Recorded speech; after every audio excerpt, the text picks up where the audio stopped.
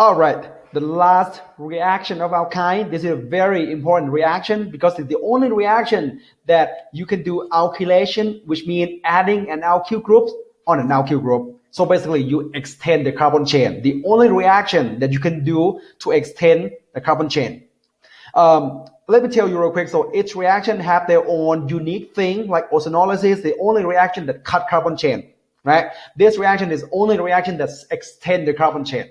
Now let's take a look right here. So start with the alkyne, add one alkyl group on one side, and then add another alkyl group on one side, on another side.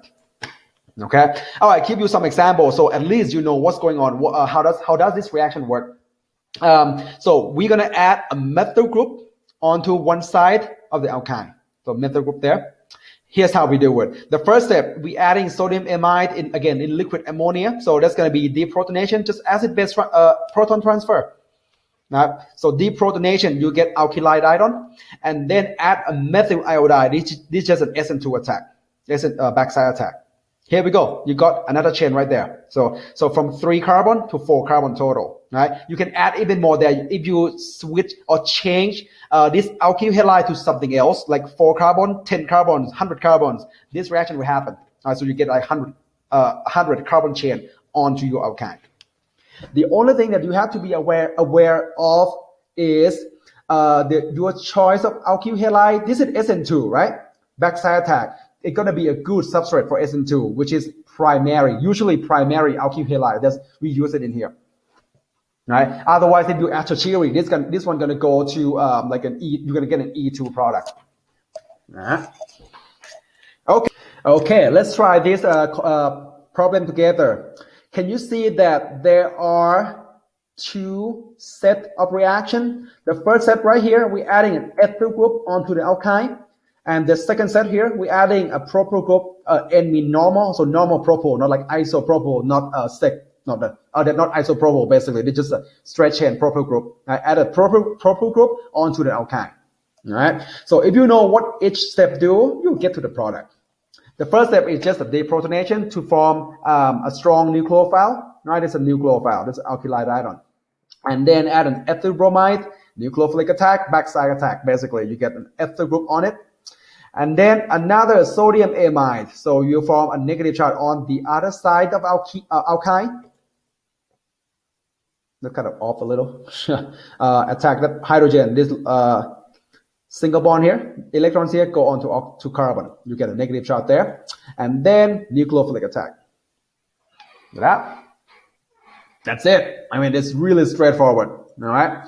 All right. How do you synthesize this? So we're gonna go backward doing synthesis. You have to synthesize this from acetylene. Right? What does acetylene look like? Acetylene looks like this. Here we go. Acetylene. All right. So acetylene is in the middle right here. Can you see that we have to extend the chain to the left and to the right?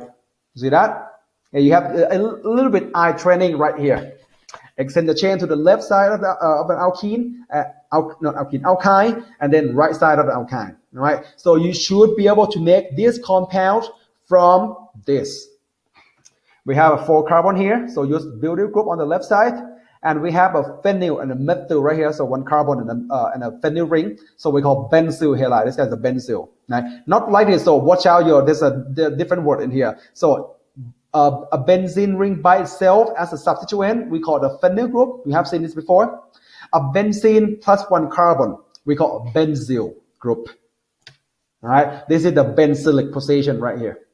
All right. So we have a halide on the benzylic position of the benzyl group. All right. Okay. We have to synthesize it. So add one of them at a time. All right. So add sodium amide, and then sodium amide will put negative charge on the acetylene. Look like that. And then we add an alkyl halide to do an SN2. So you extend the chain on one side. Same thing with the benzyl halide. All right. So add sodium amide first. Put the negative charge on the other side of alkyne. Still available right there. And then add a benzyl group with a good leaving group. You can use iodide, chloride, bromide. I'm using toisyl group, this toisylate group, right there. All right, from here you should get to the product.